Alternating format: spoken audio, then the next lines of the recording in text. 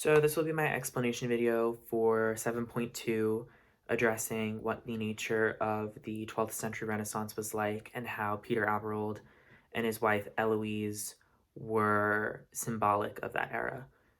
So the 12th century Renaissance was kind of like an explosion of more philosophical and scientific and logical thinking, and it was sort of spreading throughout most of Europe in hubs like intellectual hubs across Europe, like Oxford and Bologna and Paris, where Peter Aberold will eventually end up. And Peter Aberold was kind of like this pioneer of rhetoric. He was a great scholar and teacher of rhetoric, and he sort of emulated that.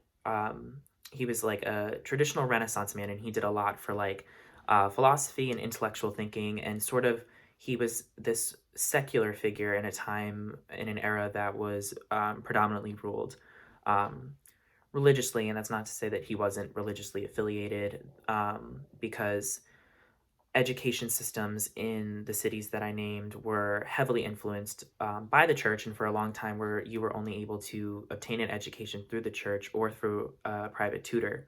And those education systems were still intertwined with the church. But the time of Peter Aberold was a time where education systems were starting to sort of informally codify and come together. And there were masters of different subjects, and people would pay these masters to teach their students. And Peter Aberold eventually became a master of rhetoric, and he was, like I said, a traditional Renaissance man and sort of symbolized this reform, this in the philosophy of education, which was a big part of the 12th century Renaissance.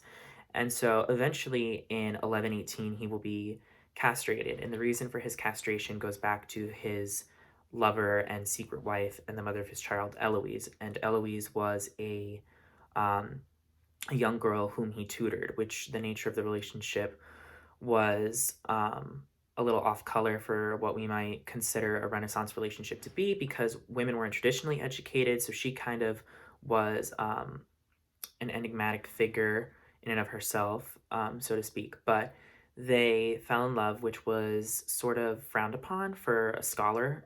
He was sort of society expected him to kind of turn away from earthly things like love and romance, but he is an exception from that, and the nature of his relationship with her ultimately offers a little bit of insight into how um, romance was a part of the 12th century Renaissance, for because it's widely regarded that romance was sort of a modern invention, and back then people didn't really pursue things for the sake of romance or for the sake of love. But Peter Aberold and his relationship with Eloise certainly reflect that, and it was difficult for him to pursue a relationship with her because of her father.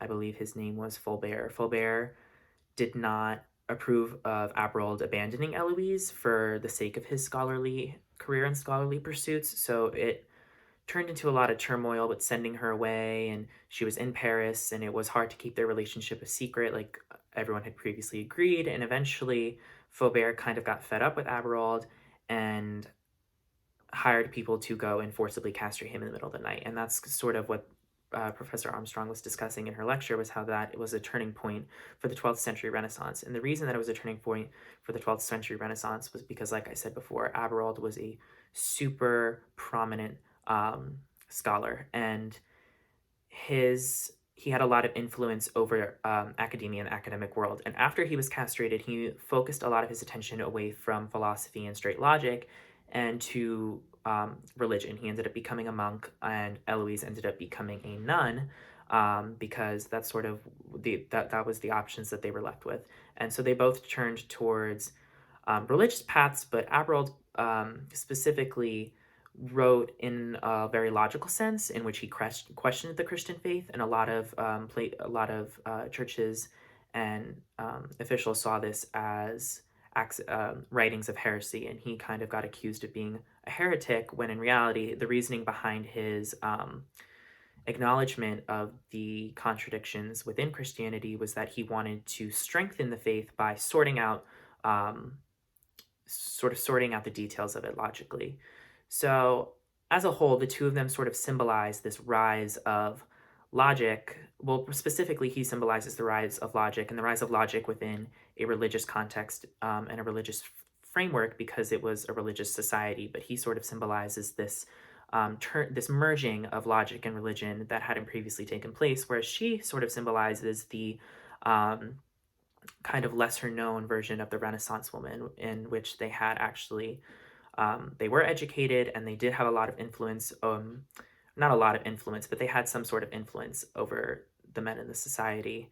Um, and both of them sort of codify this um, educational, logical, philosophical wave that was occurring in the 12th century, which is why um, they are good to analyze when considering that time period.